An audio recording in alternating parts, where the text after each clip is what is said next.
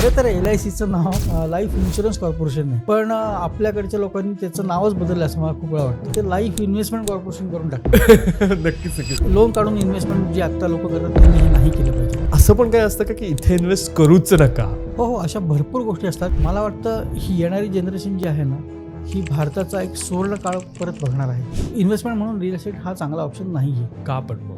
Swing trading करताना basically एकतर तुम्ही टिप्सवरती खूप लोक ट्रेडिंग करतात की मला ही टिप मिळाली, मला ती टिप मिळाली, मला कुठला तरी मी टेलिग्राम ग्रुप जॉईन केला ओके. फुकटचा. PPF is a most worst popular asset class in India. Okay. पण इक्विटी असेट क्लास हा एकमेव असेट क्लास असा आहे की ज्यांनी गेल्या 25 वर्षांमध्ये लोकांकरता वेल्थ क्रिएट करायचं काम केलेलं आहे. मग क्रिप्टो सारखं जे असेट क्लास आहे तो कितपत सिक्युअर आहे? क्रिप्टो तर सिक्युअर हा नाहीच आहे.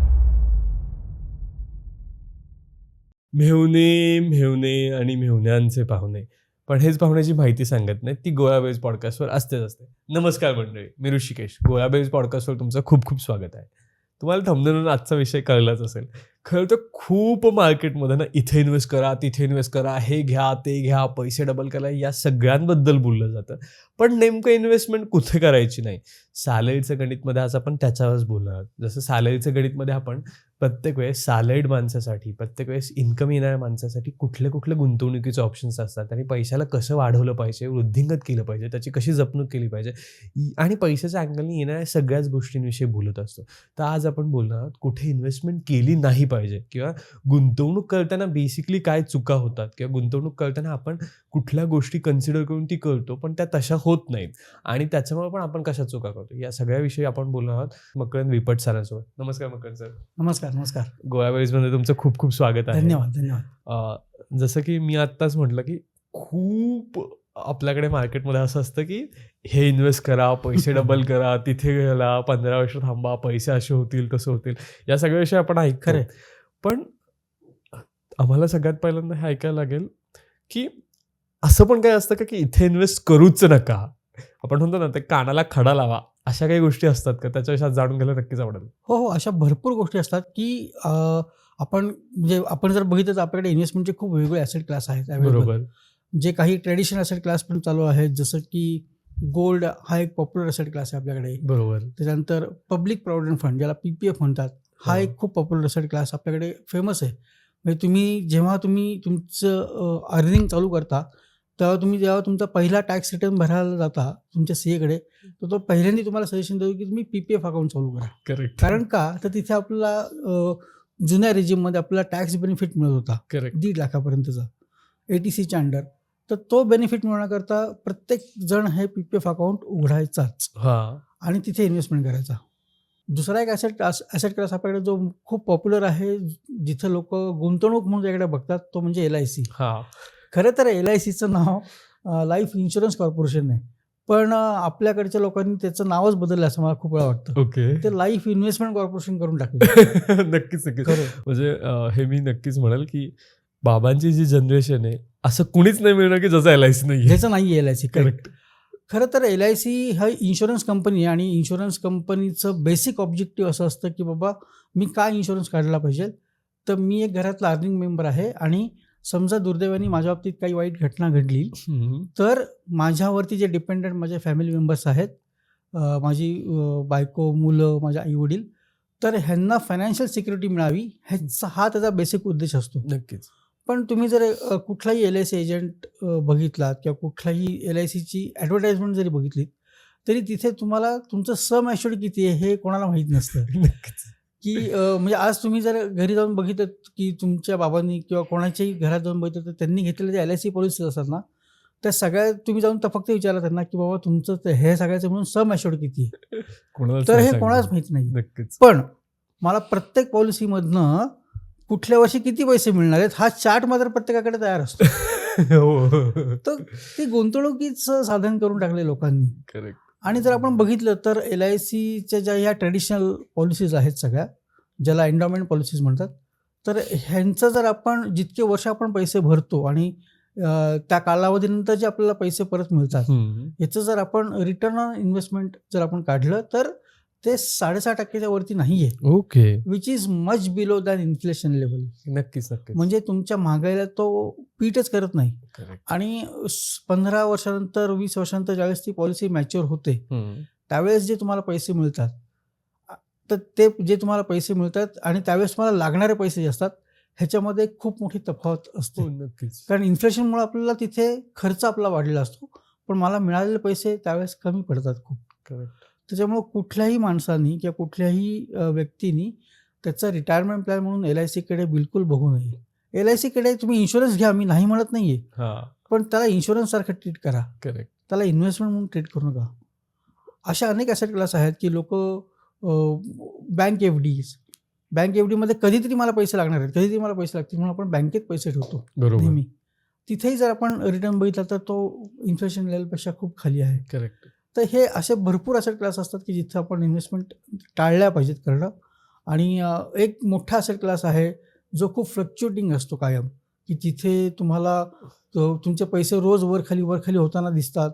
बऱ्याच वेळा असं होतं की मी बघतो आणि माझं व्हॅल्युएशन खाली झालेलं असतं, आणि तो म्हणजे इक्विटी ॲसेट क्लास. नक्कीच. की ज्या वेळेस मी बघतो त्यावेळेस माझं मार्केट पडलेलं असतं किंवा असं काहीतरी गडबड झालेली असते, आणि ते बहुतांशी लोकांच्या मनावर बिंबलं गेले की मार्केट फक्त पडतंच. तर तसं नसतं. पण इक्विटी ॲसेट क्लास हा एकमेव ॲसेट क्लास असा आहे की ज्यांनी गेल्या 25 वर्षांमध्ये लोकांकरता वेल्थ क्रिएट करायचं काम केलेलं आहे. ओके. नक्कीच सर, आपण त्याकडे येऊयात, कारण मलाही माहिती आहे तुम्ही सेबी रजिस्टर आहात. तर मला ते विचारायला आवडेल की आमच्या प्रेक्षकांना तेही जाणून घ्यायला आवडेल की तुमचा सेबी रजिस्ट्रेशन पर्यंतचा प्रवास कसा होता, म्हणजे कसा तो टर्न गोष्टी घडत गेल्या आणि तुम्ही सेबी रजिस्टर अनालिस्ट झालात. हो, तसं बघायला गेलं तर माझं बॅकग्राऊंड जे आहे फायनान्शियल बॅकग्राऊंड नाही आहे बिलकुल. ओके. मी ऑटोमोबाईल डिप्लोमा केला 12वी नंतर, आणि मी पूर्वीची टाटा मोटर्समध्ये मी कामाला होतो, जी पूर्वी त्याला टेल्को म्हणायचे. करेक्ट. तिथं मी R&D डिपार्टमेंटला होतो, इंजिन डेव्हलपमेंटला. ओके. तिथं मी 1996 साली तिथे जॉईन झालो, आणि 1996 ते 2005 हा साधारण 9 वर्षाचा कालखंड मी तिथे काढला R&Dमध्ये. त्यावेळेस मी शिफ्टमध्ये काम करायचो, फर्स्ट सेकंड थर्ड शिफ्ट असायच्या. तर ह्या शिफ्टमध्ये काम करताना जेव्हा थर्ड शिफ्ट असायची त्यावेळेस जास्त काही काम नसायचं, आणि मग बसल्या बसल्या काय करायचं रात्री, तर मग मी इन्व्हेस्टमेंटवरची पुस्तकं वाचायला सुरुवात केली. त्यावेळेस जी अवेलेबल होती त्यावेळेस. आणि ती पुस्तकं वाचता वाचता त्या गोष्टीची मला खूप गोडी लागली की नाही, हे काहीतरी वेगळं आहे आणि हे काहीतरी चांगलं आहे. करेक्ट. आणि ह्याच्यात आपण काहीतरी करू शकतो छान. आणि असं करता करता मी 2002 मध्ये माझ्या आयुष्यातली पहिली इन्व्हेस्टमेंट मी म्युच्युअल फंडमध्ये केली. ते माझ्या कंपनीतलं जी काय म्हणतात त्याला पतपेढी असते, तिथनं लोन घेतलं आणि ते पैसे मी म्युच्युअल फंडमध्ये इन्व्हेस्टमेंट केली. आणि ते पैसे नंतर मी बघितलं की ते पैसे मला खूप मोठ्या प्रमाणात वाढताना दिसत होते, आणि माझा ह्या गोष्टींवरचा विश्वास त्यावेळेस वाढत गेला. मग असंच विचार करता करता असा एक विचार आला मनात की आपण हे जे काही लाईफ आहे टेल्कोचं, अर्थात ते काही वाईट लाईफ नव्हतं, खूप छान होतं, सिक्युअर लाईफ होतं एकदम. करेक्ट. पण म्हटलं तर आयुष्यात काहीतरी वेगळं करायचं असेल, काहीतरी नावारूपास यायचं असेल तर इथं काम करून ते होणार नाही, तर आपलं काहीतरी वेगळं केलं पाहिजे. मग टेल्कोसारखा अगदी सिक्युअर्ड जॉब जो होता, जो अगदी घरच्या अगदी बिंदास, कोणाच्याही घरातल्या अगदी बिंदास राहतील त्याच्यामध्ये, तर त्या सगळा सिक्युअरनेस सोडला आणि 2005 मध्ये मी टेल्कोची नोकरी सोडली आणि मी माझा स्वतंत्र व्यवसाय चालू केला, इक्विटी ब्रोकिंगचा. ओके. त्यावेळेस आम्ही अगदी छोट्या प्रमाणात मी इक्विटी ब्रोकिंग करायचो, की लोकांना जाऊन भेटायचं, त्यांचं अकाउंट उघडायचं आणि मग त्यांना ॲनालिसिस करायचं. टेक्निकल ॲनालिसिस मी करतो, तर टेक्निकल ॲनालिसिस करून त्यांना स्टॉक रेकमेंड करायचे आणि मग त्यांचं ब्रोकिंग करायचं. हा अगदी सिम्पल व्यवसाय होता. मग 2009 मध्ये मी म्युच्युअल फंडची एक्झाम पास झालो आणि मग मी म्युच्युअल फंडचा व्यवसाय चालू केला. त्याच्यानंतर डिस्ट्रीब्युशनशिपचा व्यवसाय चालू केला आणि तो व्यवसाय मग खूप हळूहळू वाढत गेला. म्युच्युअल फंडचा व्यवसाय तो आत्ता खूप मोठ्या प्रमाणात वाढला आहे. आता जवळपास माझ्याकडे क्लायंट बेस 4300 लोक म्युच्युअल फंडमध्ये इन्व्हेस्टमेंट करतात माझ्याकडे, आणि टोटल EM साधारण 1500 कोटीच्या वरती आहे आत्ता. त्याच्यामुळे हा जो काही 12-13 वर्षाचा माझा 14 वर्षाचा जो म्युच्युअल फंडचा प्रवास आहे, हा खूप अनुभवी प्रवास होता. नक्कीच सर. हा जेव्हा मी व्यवसाय म्युच्युअल फंडचा चालू केला त्यावेळेस खूप लोकांशी माझं गाठभेट होत गेली. त्यांचे अनुभव मला कळाले, माझे अनुभव मी त्यांच्याबरोबर शेअर केले, आणि जसं लोकांना त्याच्यात फायदा होत गेला किंवा रिटर्न दिसायला लागला चांगला, तसं त्यांचा माझ्यावरचा विश्वास पण खूप वाढत गेला. नक्कीच नक्कीच. आणि ज्या वेळेस मार्केटमध्ये असे पडझड होते खूप मोठ्या प्रमाणात, जसं 2008मध्ये झाली, 2016मध्ये झाली डिमॉनिटायझेशनमुळे, 2018 म्हणा किंवा 2020 कोविडमध्ये, म्हणा, correct. 2020चा फॉल तर डिस्ट्रक्टिव्ह फॉल होता एकदम, की Correct. कोणी विसरू शकणार नाही आपण. हा तर अशा फॉलमध्ये ज्यावेळेस लोक घाबरून जातात आणि अशा फॉलमध्ये ज्यावेळेस लोक कायम एक्झिट करायचा प्रयत्न करतात, हम्म. तर त्यावेळेस मात्र अगदी रात्रंदिवस लोकांचे फोन अटेंड करून किंवा स्वतःहून लोकांना फोन करून की हा काळ पैसे काढण्याचा नाही आहे, तुम्ही एक वेळ नवीन इन्व्हेस्टमेंट करा किंवा करू नका, पण पण काढू नका. आहे ती काढू नका. हो हीच इन्व्हेस्टमेंट तुम्हाला खूप मोठा परतावा देणार आहे. आणि जे लोकांनी बऱ्याचशा लोकांनी हे ऐकलं आणि ते थांबले त्या पडत्या काळात, आणि त्यांना आत्ता 2025मध्ये त्यांच्या इन्व्हेस्टमेंटवरती खूप मोठा परतावा दिसतोय.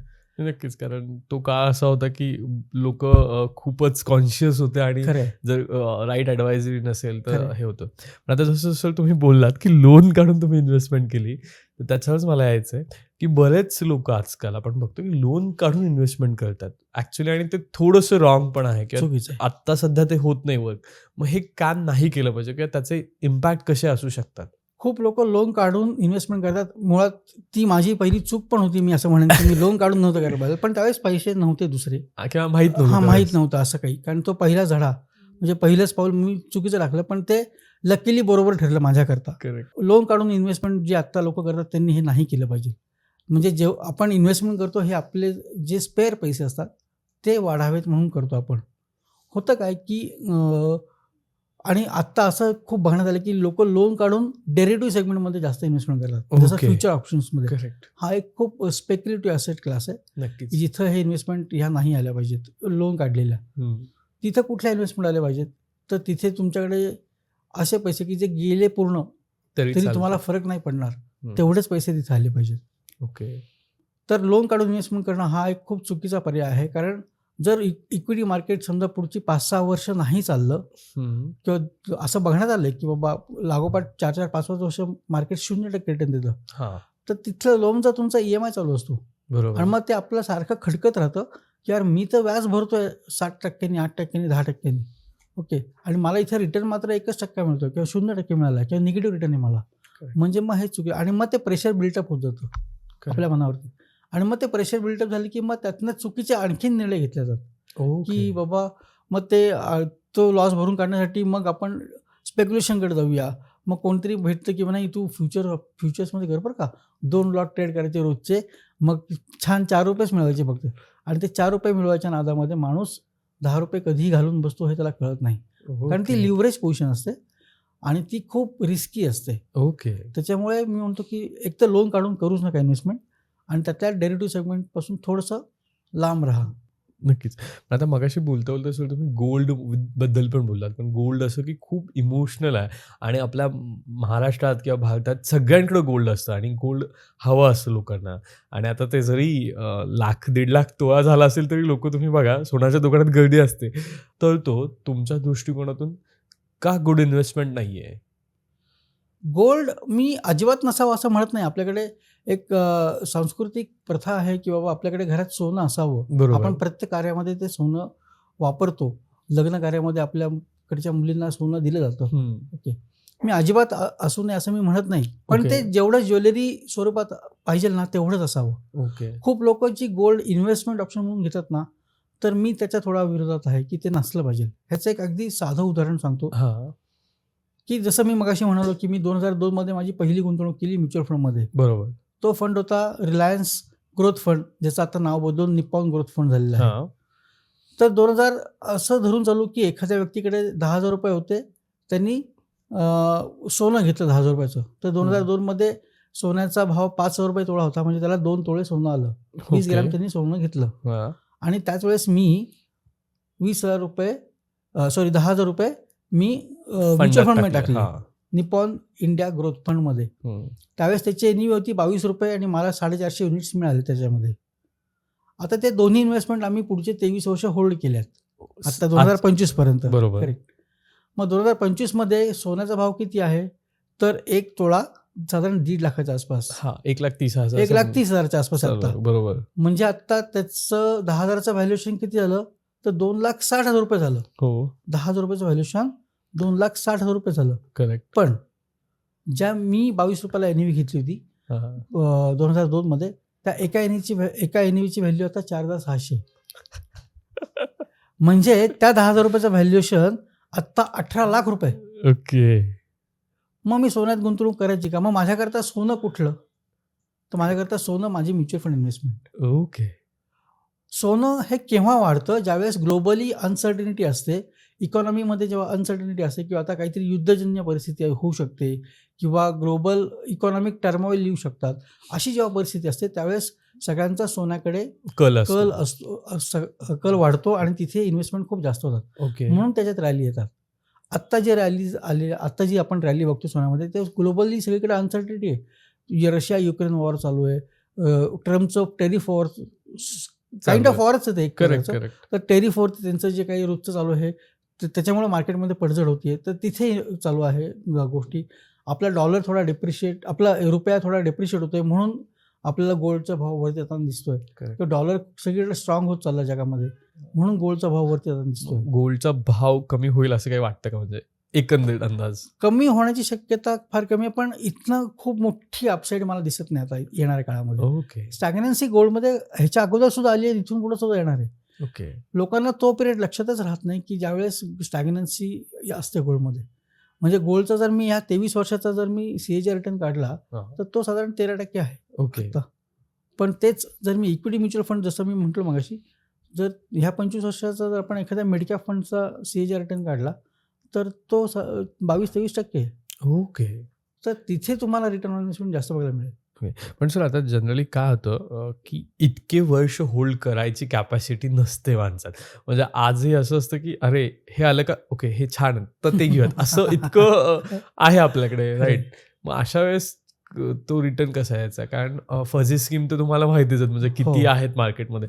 आणि मग माणूस त्याच्यात इन्व्हेस्ट करून कसा फसू शकतो? किंवा तिथे इन्व्हेस्ट न करायचं हे सगळ्यांना कळत असतं, पण ऑटोमॅटिकली तिथे इन्व्हेस्ट होतं आणि तिथे फसलं जातं. मग त्याचे काही एक्झाम्पल्स किंवा ते कसं आहे एकदम? कुठलीही गोष्ट जर तुम्हाला कुठल्याही, जसं मी म्हणतो की गोल्डमध्ये 2002 मध्ये जे काय आता आपण उदाहरण बघितलं, तर हे उदाहरण, गोल्डचं उदाहरण हे बऱ्याच घरांमध्ये झालंय. हो नक्कीच नक्कीच. ओके. प्रत्येकाच्या घरामध्ये कोणी ना कोणीतरी त्या काळात गोल्डमध्ये घेतलं होतं, भले तो दागिन्याच्या रूपात असेल, पण त्यांना ते ॲप्रिसिएशन मिळालेलं आहे. पण मग बऱ्याच घरांमध्ये म्युच्युअल फंडमध्ये का नाही झालं? कारण माहितीच नव्हती, आय गेस. माहिती नव्हतं. आणि जरी माहिती असेल ना तरी सुद्धा आपली थांबण्याची तयारी नसते. करेक्ट. तुम्ही गोल्डचं व्हॅल्युएशन जाऊन कधी बघता का? नाही. मी 10 ग्रॅम गोल्ड घेतलं, 1 तोळा मी सोनं घेतलं, तर मी रोज जाऊन त्याचं व्हॅल्युएशन बघतो का? कधीच नाही. नाही बघत. मग तुम्ही म्युच्युअल फंडचं का बघता? कारण ते ॲक्सेसेबल आहे आणि ते तुम्हाला दिसतं. करेक्ट. म्हणून मी म्हणतो की ती जी मेंटॅलिटी आपण गोल्डमध्ये असते, PPFमध्ये असते, LIC पॉलिसीजमध्ये असते, ती मेंटॅलिटी तुम्ही इक्विटीमध्ये पण वापरा ना. की मी आज घेतलंय ना, मी पुढची 15, आणि घेताना मात्र आपण लॉंग टर्म खूप म्हणत असतो, पण लॉंग टर्म कोण राहत नाही. ओके. तुम्हाला कोणी अडवलंय लॉंग टर्म राहण्यापासून? राहा ना तुम्ही 15 वर्ष 20 वर्ष एखादा चांगला फंड घ्या, एखाद्या चांगल्या शेअरमध्ये गुंतवणूक करा, राहा 15 वर्ष त्याच्यात इन्व्हेस्टेड. तुम्हाला कोणी अडवलेलं नाही आहे. फक्त ती तुमची मेंटॅलिटी असते की बाबा मला ते नाही राहायचं आहे. म्हणजे मला 10 रुपये भाव खाली आला की यार निगेटिव्ह झालं खूप सगळं, आता विकून टाका. किंवा कुठेतरी मी यूट्यूबवरती ऐकलं किंवा कुठेतरी सोशल मीडियावरती काहीतरी न्यूज आली, किंवा असं मला Xवरती असं काहीतरी एक पोस्ट आली की आता मार्केट पडणार, मग विका. तर कुठल्याही पोस्टवरती असं बघून, कुठल्याही असं ते व्हेरीफाय न करता तुम्ही जे डिसिजन्स घेतात ना, तर हे डिसिजन्स फार चुकीचे ठरतात आयुष्यात. ते नक्कीच. मला वाटतं कोणाला तरी प्रॉफिट होतोय जर त्याच्यातून, आणि मग कोणीतरी चूक केल्याशिवाय तर होणार नाही, किंवा कोणाचे तरी पैसे ते तिकडे जाणार आहेत. राईट. नक्कीच. इथं काय पैसे तयार होत नाहीत, ह्या खिशानं त्या खिशात जातात. नक्कीच. त्याच्यावर तर चुका तुमच्याच आहेत कोणाचं तरी, हे तर आहेच. पण आता त्यासोबतच तुम्ही बोलता बोलता PPF बोललात. मला ते समजून घ्यायला आवडेल, कारण PPFचं अकाउंट तर कंपनी पण देते आपल्याला उघडून बऱ्यापैकी, आणि मला वाटतं सगळ्यात पहिली इन्व्हेस्टमेंट तुमची ती असते. म्हणजे प्रॉव्हिडंट फंडात पैसे तुमची इच्छा असून असू ती कंपनी टाकते त्यांच्या साईडनी. पण मग आता त्याच्यासोबत EPF पण निघालंय, बाकीचे सेगमेंट पण निघालेत. मग तो लोकांना खूप सिक्युअर असेट क्लास वाटतो, पण तुम्ही त्याला का नको म्हणताय? किंवा त्याच्या मागे काय लॉजिक आहे, कसं गणित आहे? एखादा व्यक्ती जेव्हा नोकरी करायला चालू करतो ना, तर त्यावेळेस त्याचं EPF अकाउंट निघतं, एम्प्लॉई प्रॉव्हिडंट फंड. ओके. बरोबर. आणि ओव्हर अँड अबोव्ह त्याच्यामध्ये लोक ते अकाउंट तर कंपल्सरी मॅन्डेटरी असतं की तुम्हाला तुमच्या सॅलरीचा एक ठराविक पर्सेंटेज तिथे टाकावं लागतो, ते बरोबर. आपण टाळू शकत नाही. पण त्याच्यावरती जाऊन लोक PPF काढतात, ज्याला पब्लिक प्रॉव्हिडंट फंड म्हणतात. ओके. आता मी म्हणतो की PPF is a most worst popular asset class in India. Okay. ह्याचं कारण असं की तिथे एक तर लॉक इन पिरियड खूप मोठा आहे, 15 वर्षाचा लॉक इन पिरियड आहे. ओके. ओके, म्हणजे 15 वर्ष तुम्हाला पैसे पूर्ण मिळत नाहीत, काही पार्शियल विड्रॉल्स मिळतात फक्त त्याच्यामध्ये. आणि दुसरी गोष्ट की तिथे जर आपण ROI बघितला, रिटर्न ऑन इन्व्हेस्टमेंट, तर तिथे 60% फक्त रिटर्न आहे. ओके. म्हणजे विच इज ॲट पार युअर इन्फ्लेशन्स. म्हणजे 15 वर्षानंतर तुमचेच पैसे तुम्हाला परत मिळतात. कारण का तर 15 वर्षानंतर दिसणारी महागाई पण खूप मोठी आहे. येतं लक्षात. हो, म्हणून तो म्हणजे तिथं काही तुमची फायनान्शियल ग्रोथ होत नाही. हां. आणि तरी पण खूप लोक फक्त टॅक्स सेव्हिंग करतात म्हणून PPF मध्ये इन्व्हेस्टमेंट करतात. ओके. आता तर नवीन रिजिममध्ये तो प्रकार नाहीच आहे टॅक्स सेव्हिंगचा. पण ज्यावेळेस जुना रिजिम फक्त होता, तर त्यावेळेस मी सांगतो लोकांना की मग तुम्ही टॅक्स सेव्हिंगचे म्युच्युअल फंड्स असतात, ओके. तिथे गुंतवणूक करा. तेच तुम्ही 1.5 लाख रुपये जे तुम्ही तिथे टाकता दरवर्षी, तर ते 12,500 रुपयाची SIP करा ना पुढच्या 15 वर्षाकरता. तिथे तुम्हाला 12% तरी रिटर्न मिळेल. ओके. टॅक्सही वाचेल, तुमचा 12% रिटर्न पण मिळेल तुम्हाला तिथे.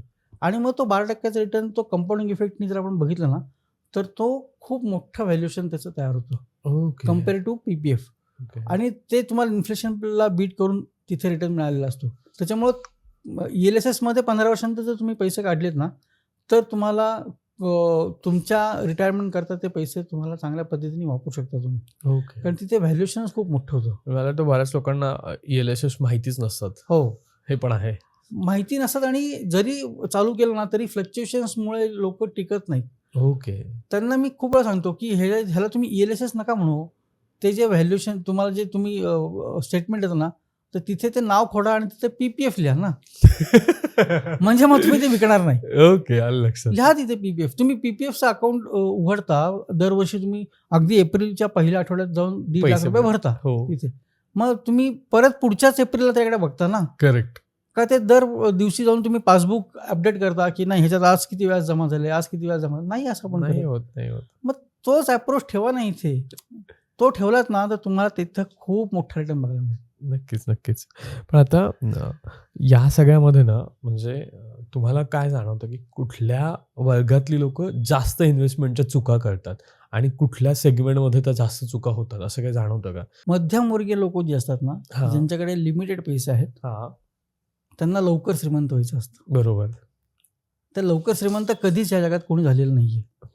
ते आहेच. त्याला वेळ हा द्यावाच लागतो. ओके. श्रीमंत लोक श्रीमंत का होतात? आपण नेहमी ऐकतो की पैशाने पैसा ओढतात ही लोक. हां. पण ही लोक जेव्हा इन्व्हेस्टमेंट, एक तर ती लोक राईट ॲसेट क्लासमध्ये इन्व्हेस्टमेंट करतात. ओके. ते कधीही चुकीच्या ॲसेट क्लासमध्ये इन्व्हेस्टमेंट करत नाहीत. हां. तुम्हाला कुठल्याही श्रीमंत व्यक्तीचं PPF अकाउंट सापडणार नाही. ओके. नाही सापडणार. ते नेहमी इक्विटी ओरिएंटेड ॲसेट क्लास किंवा कमर्शियल प्रॉपर्टीज मोठमोठ्या किंवा त्यांच्याच व्यवसायात ते पैसे टाकून ते पैसे वाढवतात. जो मध्यमवर्गीय माणूस आहे की ज्याला ॲक्च्युली हे करण्याची गरज आहे श्रीमंत होण्याकरता, पण त्याच्याकडे पैसे असतात, लिमिटेड असतात पैसे, पण त्याला त्याची वाढ खूप लवकर पाहिजे असते. बरोबर. म्हणून मग अशा वेळेस आपण स्पेक्युलेशन सारख्या इन्व्हेस्टमेंट ॲसेट क्लासकडे जातो, जसं की फ्युचर्स आहे, ऑप्शन्स आहे. तिथे ही लोक वळतात की थोड्या कालावधीमध्ये थोड्या पैशामध्ये मला जास्त रिटर्न बघायला मिळेल. ओके. आणि मग तिथे काही बेसिक चुका होतात. मी असं म्हणत नाही की ते करू नये, ते करावं. फ्युचर ऑप्शन्ससुद्धा एक चांगला ॲसेट क्लास आहे, पण तो खूप डिसिप्लिननी करावा लागतो आपल्याला. तो असं तुम्हाला आज केलंय, उद्या केलं नाही, परवा केलं असं नाही. प्रोफेशनल ट्रेडर्स पण आहेत ना आपल्या भारतामध्ये. हो. आणि यंग जनरेशनमधली पण मुलं आहेत काही. पण ते प्रोफेशनल, म्हणजे ते ॲक्च्युली आहेत ना, की जेव्हा 9:15ला मार्केट चालू होतं आणि 3:30ला बंद होतं मार्केट, तर ते हे 6 तास ते स्वतःला कोंडून घेतात. फक्त त्यांच्यासमोर स्क्रीन असतो, त्यांचा अभ्यास चालू असतो आणि तो माइंडसेट त्यांचा बदलण्याची त्यांच्याकडे कॅपॅसिटी असते, की सकाळी तेजी, दुपारी मंदी, परत संध्याकाळी तेजी मार्केटमध्ये, असे दिवस पण बघायला मिळतात. आणि त्या प्रकारे स्वतःचं माइंड बदलणं, की सकाळी मला तेजीची पोझिशन घ्यायची, दुपारी मंदीची घ्यायची, परत संध्याकाळी तेजीची पोझिशन घ्यायची. आज मला काहीच करायचं नाही, हे पण महत्त्वाचं. हो, हे खूप महत्त्वाचं असतं. आज मला काही करायचं, कारण मार्केट हलत नाही. हे ॲनालिसिस करणं लाईव्ह मार्केटमध्ये फार कठीण जॉब असतो. ॲक्च्युअली तुम्ही त्याच्यानंतर मगाशी FD हा एक सेगमेंट पण घेतला होता. हो. पण बऱ्याच लोकांचं असतं की तुम्हाला तुमचा बेसिकली एक फंड हवा आहे आणि तो FD असेल तर बेस्ट असतं, असं लोकांचं म्हणणं असतं. मग FD विषयी काय मत आहे का, त्याचे कॅल्क्युलेशन्स कसे वर्कआउट होतात? हो, FD असावी आपल्याकडे. मी नाही म्हणत नाही, FD हा काही खूपच चुकीचा असेट क्लास आहे असं मी म्हणत नाही. जनरली गुंतवणूक करताना एक प्रायमरी गोल आपल्याकडे पहिला असला पाहिजे, की मी Okay. कशाकरता हे गुंतवणूक करतो हे माहिती पाहिजे आपल्याला. हां. खूप लोकांना त्याचाच अभाव असतो, की मला कोणीतरी मित्र सांगतोय, माझ्या नातेवाईकांनी केली म्हणून मी करतो. तर ज्यावेळेस आपण एखादी लाँग टर्म गुंतवणूक करतो ना, ती गुंतवणूक आपल्याला वेळोवेळी विकावी लागू नये म्हणून आपल्याकडे इमर्जन्सी फंडची व्यवस्था पाहिजे. आणि बरोबर. इमर्जन्सी फंडची व्यवस्था ही FDतच असली पाहिजे. ओके. कारण ती कंप्लीट सिक्युअर आहे. तिथे तुम्हाला कुठलीही व्हॉलॅटिलिटी दिसत नाही नक्कीच. आणि तिथे तुम्हाला कुठेही अप्स अँड डाऊन्स किंवा बुडायची पण भीती खूप कमी असते. बरोबर. ते पैसे कमी व्हायची भीती खूप कमी असते. तर आपला जो काही बॅलन्स आपण उरतो दर महिन्याचा खर्च गेल्यानंतर, तर तो जो काही बॅलन्स अमाऊंट उरतो त्यातला काही पोर्शन तुम्ही बँकचं रिकरिंग चालू करा. ओके. जे खूप सिक्युअर असतं आणि त्याच्यानंतर तुम्ही म्युच्युअल फंड किंवा इक्विटीसारख्या असेल क्लासकडे वळा. म्हणजे जेव्हा केव्हा आपल्याला फायनान्शियल इमर्जन्सी येते ना, त्यावेळेस आपल्याला ते बँकेतले पैसे FDच्या रिकरिंग किंवा FD मोडता येते, ती राईट? मोडता येते आणि ते वापरता येतात. आणि मग आपला हा जो असेट क्लास आहे इक्विटीचा, हा आपला ऑटोमॅटिकली लाँग टर्म होतो. हां, सिक्युअर होतोय. हो, होतं काय की जेव्हा मी 15 वर्षाकरता गुंतवणूक चालू करतो आणि आता 6-7 वर्ष झालेली आहेत माझ्या गुंतवणुकीला. आता बऱ्यापैकी माझं पोर्टफोलिओ वाढला आहे आणि त्यातलं मला काहीतरी फायनान्शियल इमर्जन्सी आली आणि माझ्याकडे आता इमर्जन्सी फंड नाही आहे. तर मग मी काय करतो की माझी ₹50ची SIP चालू आहे. व्हॅल्युएशन आत्ता साधारण 25-30 लाख रुपये आहे. मला फक्त 5 लाख रुपये काढायचे आहेत. मग हे जेव्हा आपण पार्शियल विड्रॉल करतो बाय एनी रिझन, तर त्यावेळेस आपले जुने युनिट जे असतात, जे मी 8 वर्षापूर्वी घेतले आहेत, ते सगळे विकले जातात. फर्स्ट इन फर्स्ट आउट थेरीप्रमाणे. ओके. आणि जसं जसं मार्केट वर जातं किंवा जसं जसं तुमचं टाईम फ्रेम वाढत जातं ना, तसं तसं त्या जुन्या युनिटमुळेच तुमच्या पोर्टफोलिओला कंपाऊंडिंग इफेक्ट यायला मदत जास्त होते. चांगला दिसतो. हो. करेक्ट. म्हणून तर ते नाही विकलं पाहिजे आपण. पार्शियल पण नाही विकलं पाहिजे आणि ते विकावं लागू नये म्हणून आपल्याकडे कुठेतरी इमर्जन्सी फंडची व्यवस्था नक्की असावी. FDची अमाऊंट किती असावी एक साधारण अंदाजे? तुमच्या बॅलन्स अमाऊंटच्या 15 ते 20% अमाऊंट तुम्ही दर महिन्याला RD मध्ये टाकावं, ओके. रिकरिंग डिपॉझिटमध्ये. पण मग असं होतं ना, लोकांना परत मग 50-20-30चा फॉर्म्युला कळत नाही. अरे मग इकडे जर 12-13% टाकलं तर इन्व्हेस्ट काय करू, असं होतंय. खरं आहे. नाही, म्हणून म्हणतो की जे तुमचे जे महिन्याचे खर्च सगळे जाऊन किंवा वार्षिक खर्च महिन्यात कन्व्हर्ट करायचे, ते सगळे गेल्यानंतर जी बॅलन्स अमाऊंट उरते ना, त्याच्यातलेच टाकायचे. म्हणजे मग आपल्याकडे थोडीफार अमाऊंट उरते इक्विटीमध्ये टाकायला किंवा म्युच्युअल फंडमध्ये टाकायला. ओके. आणि ज्यांना डायरेक्ट इक्विटी ट्रॅक करणं जमत नाही किंवा त्यांना वेळ नसतो आजकाल कामामुळे, तर त्यांनी सरळ म्युच्युअल फंडचा पर्याय निवडावा हे ह्या मताचा मी नक्की आहे. ओके. तुम्हाला तो फ्लेवर तुमच्याकडे पाहिजे तुमच्या पोर्टफोलिओत. त्याच्यासोबत आता ना सर, क्रिप्टोचं एक खूप मोठं बवांड आहे असं मी म्हणेल. आणि क्रिप्टोमध्ये पण खूप इन्व्हेस्टमेंटच्या चुका होताना दिसतात किंवा खूप लोक इन्व्हेस्ट करताना दिसतात. मग क्रिप्टोसारखं जे असेट क्लास आहे तो कितपत सिक्युअर आहे? क्रिप्टो तर सिक्युअर हा नाहीच आहे, कारण ते it is like derivative segment. Correct. Okay, म्हणजे तिथे ते सुद्धा स्पेक्युलेशनच आहे. ओके. आणि सगळ्यात मेन म्हणजे म्हणतो की जो असेट क्लास रेग्युलेट नाही आहे ना, हां. तिथे करूच नाही इन्व्हेस्टमेंट, भले हो. कितीही तो अट्रॅक्टिव्ह दिसला तरी. ओके. कारण त्याच्यावरती कोणाचा अंकुशच नाही आहे. उद्या स्टॉक मार्केटवरती म्हणजे डायरेक्ट इक्विटी म्हणा किंवा म्युच्युअल फंड्स म्हणा, ह्याच्यावरती सेबीचा अंकुश आहे. ॲटलिस्ट त्यांनी काहीतरी रूल्स अँड रेग्युलेशन, आणि तिथं जर ते रूल्स कोणी व्हायोलेट करताना दिसले तर त्यांना कडक शिक्षा होते. बरोबर. पण तसं क्रिप्टोवरती अजून कोणाचं नाहीच आहे. क्रिप्टो ही रेग्युलेटेड असेट क्लास नाही आहे. त्याच्यामुळे मी तर म्हणेल की बेसिकली तिथे तो तुम्ही टाळलाच पाहिजे. आणि जर करत असाल तर त्याची पूर्ण माहिती घ्या, तो पूर्ण अभ्यास करा. आणि ते स्पेक्युलेशन आहे. आता गव्हर्नमेंटने चालू केलं की तुम्ही क्रिप्टोतनं जे काही इन्कम कमवतात त्याच्यावरती तुम्हाला 30% स्पेक्युलेशन प्रमाणे टॅक्स द्यावा लागणार आहे. पण मग त्याचं रेग्युलेशन नाही आहेत गव्हर्नमेंटचं तरी पण. इन्कम टॅक्सने मात्र टॅक्स लावायला सुरुवात केली आहे. अजून ती करन्सी रेग्युलेटेड नाही आहे. त्यामुळे मी म्हणेल की शक्यतो ते अवॉइड करा क्रिप्टो. करेक्ट. पण त्याच्यासोबतच मग सर असंही येतं ना की आपण ज्यावेळेस म्हणतो की पेशन्स आणि डिसिप्लिन ह्या सगळ्या गोष्टी हव्या असतात, पण जो नवीन इन्व्हेस्टर असतो किंवा जो पहिल्यांदा अर्न करायला लागतो त्याच्याकडे ह्या थोड्याशा नाही जाणवत पटकन, त्या सवयी लागायला थोडासा वेळ लागतो. मग त्या अँगलने काय चुका होऊ शकतात? खरं गुंतवणूक हा जो प्रकार आहे ना, हा एक ह्याला तर पेशन्स हा पहिला तुमच्याकडे तर पाहिजेच, कारण त्याशिवाय तुम्हाला दुसरा पर्यायच नाही आहे. मी नेहमी लोकांना सांगतो की कुठलाही खेळाडू बघा, म्हणजे आता आपल्याकडे क्रिकेट हा खेळ खूप फेमस आहे. बरोबर. क्रिकेटमध्ये आपल्याकडे एक भारताला एक चांगला खेळाडू मिळाला होता ज्याचं नाव सचिन तेंडुलकर. हां. तर सचिन तेंडुलकरचं आयुष्य आता त्याच्या आपण क्रिकेट नाही घेऊ शकत, पण तो जसं जगला तसं आपण जगू तर शकतो. त्याच्या प्रिन्सिपल्स आपण आपल्या आयुष्यात आणू शकतो. तर तुम्ही जेव्हा सचिन तेंडुलकरचं लाईफ बघितलं ना, तर त्याचं लाईफ पण किती बोरिंग होतं. म्हणजे जर त्याच्या अँगलने बघितलं तर, की बाबा रोज सकाळी उठायचं, त्या ग्राउंडवरती जायचं, सर तुम्हाला मी इथं कशा काय चालू आहे क्रिकेट खेळायला, पण मला क्रिकेटच खेळून देत नाहीत. मला पहिले तर 1-2 तास तर पहिले फक्त वॉर्मअपच करा, स्टॅमिना वाढवा. तर दुसऱ्या वेळेस मी फक्त बॅट घ्यायची आणि फक्त त्यांनी सांगितलेलं स्ट्रोकच खेळत बसायचं, म्हणजे डमी स्ट्रोक खेळत बसायचं. समोरून कोणी बॉल टाकत नाहीये, काही करत नाहीये, पण हे मी रोज करायचं. राईट. आणि रोज मी जाऊन फक्त बॅटिंगच करायची. कधी त्याच्यात मला आज कंटाळा आला असं त्यांनी कधी म्हटलं नाही, किंवा मला आज आता दुसरं काहीतरी करायची इच्छा होती असं नाही. आणि हे जेव्हा तुम्ही सातत्याने करता ना, त्यावेळेस तुम्ही एका वेगळ्या यशाच्या शिखरावरती पोहोचता. तसंच गुंतवणुकीच्या बाबतीत पण लोकांनी केलं पाहिजे, की आणि जनरली स्पेशली यंग जनरेशनकडं सगळ्यात मोठं काय माहिती आहे, तर त्यांच्या हातात असलेला त्यांचा वेळ. करेक्ट. तो वेळ जर त्यांनी सत्कारणी लावला, म्हणजे वेळ म्हणजे त्यांच्याकडे असलेला टाइम फ्रेम. आज लोकांना जे इक्विटीबद्दल जागरूकता निर्माण होत चाललेली आहे, पण ती लोकांना वयाच्या 50-55 वर्षानंतर ती जागरूकता येत चाललेली आहे. तोपर्यंत त्यांनी त्यांचे पैसे PPF आणि बँक एफडीमध्येच ठेवले होते. बरोबर.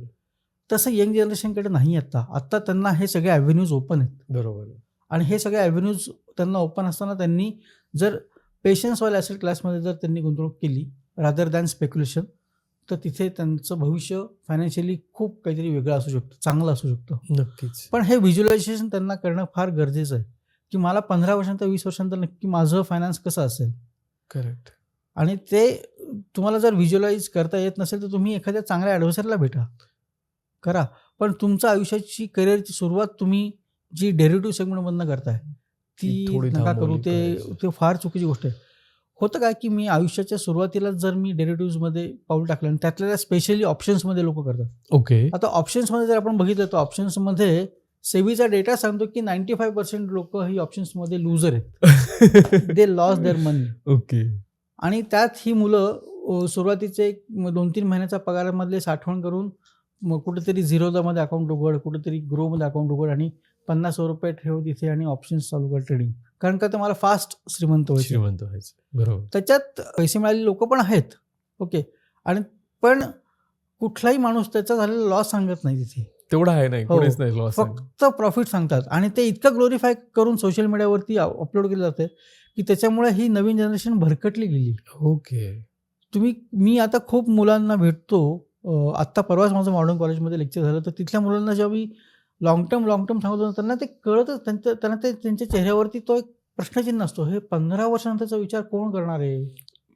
20 वर्षानंतरचा विचार मी आत्ता का करू? मला आत्ता पुढच्या 6 महिन्यामध्ये गाडी घ्यायची, मला ॲपल फोन घ्यायचा आहे, त्याच्याकरता मी करतो काहीतरी. तर जेवढं तुमचं ड्युरेशन तुम्ही शॉर्ट करत जाल ना इन्व्हेस्टमेंटचं, तेवढी तुमची रिस्क खूप वाढते. मग आहे नाही ते ₹50,000 पण जातात. आणि मग एका इक्विटीसारख्या चांगल्या ॲसेट क्लासकडे ही मुलं कायमची पाठ फिरवतात. ओके. तर ते तसं नको व्हायला.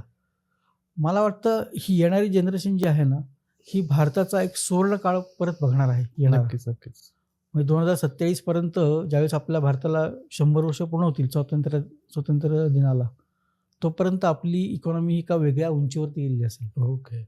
आणि त्याचा ॲडव्हान्टेज तुम्ही आजपासून घेतला पाहिजे. नाहीतर होणार काय की 20 वर्षानंतर फक्त तुमचं वय वाढेल आणि भारत देश वाढेल, तुम्ही नाही वाढणार. करेक्ट. तर त्याच्याबरोबर आपली पण ग्रोथ आपण करून घेतली पाहिजे. आणि ती चांगल्या ॲसेट क्लासमध्ये असेल तर मग तुम्ही वाढणारच, तुमची ग्रोथ होणारच आहे. यासोबतच सर अजून एक येतं की लोक इन्व्हेस्टमेंट म्हणून रिअल इस्टेटकडे पण बघतात. हो. पण तो कसा सेगमेंट आहे? कारण मला वाटतं रिअल इस्टेटचे पण आता खूप रेट वेगळ्या लेवलवर आहेत. 2010 सालचे रेट, 2020 सालचे रेट आणि 2025चे रेट यातच खूप डिफरन्सेस आहेत. तर एक अनालिस्ट म्हणून तुम्ही रिअल इस्टेटकडे इन्व्हेस्टमेंट म्हणून बघता की कसं, म्हणजे काय असू शकतात त्याचे गेम? रिअल इस्टेटमध्ये फक्त स्वतःचं घर असावं ह्यामध्येच मी आहे. ओके. हक्काचं. ओके. त्या इन्व्हेस्टमेंट म्हणून रिअल इस्टेट हा चांगला ऑप्शन नाही आहे. का पण मग? का? तर आपण आता जर बघितलं तर जिथे रिअल इस्टेटची डेव्हलपमेंट गेल्या 15 वर्षात आपण बघितली, एक्झाम्पल बेंगलोर सिटी म्हणा, मुंबई म्हणा किंवा पुण्यातली हिंजवडी सिटी म्हणा, जिथे ते आपण बघितलं की तिथे रिअल इस्टेट खूप मोठ्या प्रमाणात वाढलं, हा की 15 वर्षापूर्वी 1100 रुपयाला मिळणारा फ्लॅट आता त्याचा स्क्वेअर फूट साधारण 12,000-13,000 रुपये स्क्वेअर फूटने आता तिथे भाव चालू आहेत त्याच एरियामध्ये. करेक्ट. तर ही ग्रोथ का बघायला मिळाली, तर तिथे त्यावेळेस डेव्हलपमेंट चालू झाली होती नुकतीच. बरोबर. IT पार्क उभे राहत होते. हा त्याच्यामुळं बाहेरनं जी लोक त्या शहरात राहायला येणार होती, तर त्यांच्याकडे पैसे होते, कारण ते आय टीमध्ये तसे त्यावेळेस पगार खूप चांगले मिळायचे आणि ती लोक वाटेल त्या भावात ते फ्लॅट विकत घेत होते. घ्यायचे, कारण त्यांना कंपनीच्या जवळ पाहिजे, तिथे जवळपास पाहिजे, म्हणून तो एरिया डेव्हलप झाले. पण आता जर बघितलं आपण, तर आता तिथे रिअल इस्टेटचं इन्फ्लेशन खूप कमी झालं आहे. म्हणजे साधारण 3 ते 5% दरम्यान वाढतात रेट्स वर्षाला. 3%च फक्त. तरी सुद्धा लोक काय म्हणतात की बाबा मी घेऊन ठेवतो प्रॉपर्टी आणि मी रेंटवरती देतो, मला एक इन्कम चालू होईल. एक एक्झाम्पल बघू आपण, की समजा एखाद्या माणसाने विदाऊट लोन समजा 80 लाखाचा फ्लॅट घेतला, हा तर त्या 80 लाखाच्या फ्लॅटपर्यंत त्याला उत्पन्न येतं दर महिन्याला 20,000 रुपये करेक्ट. रेंट. बरोबर. आता म्हणजे वर्षाचा झाला तो 2,40,000. बरोबर. त्या 2,40,000मधनं सोसायटी त्या मालकांनी भरायची, हो ती साधारण आपण धरून चालू की 15,000 रुपये किंवा 20,000 रुपये त्याचं सोसायटी गेली. हा म्हणजे माझं उत्पन्न किती आलं, 2,40,000 वजा 20,000 म्हणजे 2,20,000. प्रॉपर्टी टॅक्स मला 10,000 रुपये भरायचा आहे, म्हणजे 2,10,000 रुपये माझं उत्पन्न आलं. आता हे जे उत्पन्न भाड्याच्या रूपात मला येतं, हे ह्याच्यावरती मला माझ्या टॅक्स ब्रॅकेटप्रमाणे टॅक्स द्यायचा आहे. लेट्स अज्युम की जो एखादा माणूस 80 लाखाचा फ्लॅट असाच विदाऊट लोन घेतो, तो नक्कीच 30% असणार. करेक्ट. मग त्याच्यावरती माझा 30%चा टॅक्स गेला, म्हणजे 7 जवळपास 70 रुपये माझे त्यातले गेले. म्हणजे माझं नेट उत्पन्न किती आलं, तर फक्त 1.5 लाखाच्या आसपास किंवा 1,40,000. मग मी 80 लाखाची गुंतवणूक करतो आणि वर्षाला 1,40,000 रुपये घेतो, म्हणजे त्याचा पर्सेंटेज टर्म्स बघितला तर तो फक्त 2% करेक्ट किंवा 1.5% रिटर्न आहे. आणि प्रॉपर्टी ॲप्रिसिएशन जर बघितलं तर एका ठराविक कालावधीनंतर कुठल्याही प्रॉपर्टीचं ॲप्रिसिएशन तेवढं होत नाही. बरोबर आहे. तिथे उलटं डेप्रिसिएशन चालू होतं किंवा स्टॅग्नन्सी येते. म्हणजे 15 वर्षापूर्वीची एखादी बिल्डिंग आणि त्याच एरियात असलेली आत्ताची नवीन बिल्डिंग, ह्या दोघांच्या रेटमध्ये खूप फरक असतो. हो, कारण नवीन बिल्डिंगमध्ये नवीन प्रकारच्या गोष्टी असतात. तसं इथे जुन्या बिल्डिंगमध्ये नसतात. करेक्ट. पूर्वीच्या ज्या 15 वर्षापूर्वीच्या बिल्डिंग्स होत्या त्याला लिफ्ट नव्हती किंवा लिफ्टला जागाच नाहीये. मग 5व्या मजल्यावरती काय चालत जायचं चालत यायचं, तसं आता नाहीये ना. मग त्या एक शेजारी जरी असतील त्याच एकाच एरियात जरी असतील तरी इथे तुम्हाला 5,000 रुपये स्क्वेअर फूटचा भाव मिळणार आहे आणि त्याच एरियामध्ये इथे तुम्हाला 9,000 रुपये स्क्वेअर फूटचा भाव मिळणार आहे. म्हणजे प्रॉपर्टी ॲप्रिसिएशन होतंय का एका कालावधीनंतर, तर नाही होते. आणि लिक्विडिटी हा सगळ्यात मोठा कन्सर्न आहे प्रॉपर्टीमधला, की ज्यावेळेस मला विकायला जायचं आहे ना त्यावेळेस ती प्रॉपर्टी जात पण नाही लवकर विकली. करेक्ट. किंवा त्याच्याकरता मला खूप चपला घासाव्या लागतात ॲक्च्युली तसं बघायला गेलं तर हा लिक्विडिटी हा मेजर कन्सर्न आहे प्रॉपर्टीमध्ये. त्यामुळे माझं असं स्पष्ट मत आहे की फक्त तुम्हाला इन्व्हेस्टमेंट म्हणून प्रॉपर्टी हा चांगला ऑप्शन नाही आहे. तुमचं एकच घर असावं राहतं, पण तुम्ही फ्लॅट हा इन्व्हेस्टमेंट म्हणून ऑप्शन बिलकुल चांगला नाही. पण मग लोक कमर्शियल प्रॉपर्टी पण बघतात, तिचे काय कॅल्क्युलेशन्स असू शकतात? कमर्शियल प्रॉपर्टी थोडंसं प्रॉफिटेबल असू शकते. बाबा तिथे जर आपण एखादं दुकान कोणाला भाड्याने किंवा रेंटल केलं तर तिथे मग आपल्याला ROI साधारण 6-6.5% आसपास मिळतो. पण तोही तेवढाच, त्याच्यापेक्षा जास्त नाही. कारण जर तुम्ही खूप जास्त भाडं वाढवत गेलात दरवर्षी तर तो समोरचा जो व्यवसाय करणारा, त्या जागेत जो व्यवसाय करणारा माणूस आहे त्याला पण ते परवडलं पाहिजे ना. कारण त्याच्या व्यवसायात येणारे पैसे त्यातलं जर एक मोठा चंक जर तुम्हीच घेऊन जात असाल तर म्हणाल की मी माझ्याकरता काम करतो का तुमच्याकरता करतो, मला परवडत नाही हे, मी चाललो दुसरीकडे. करेक्ट.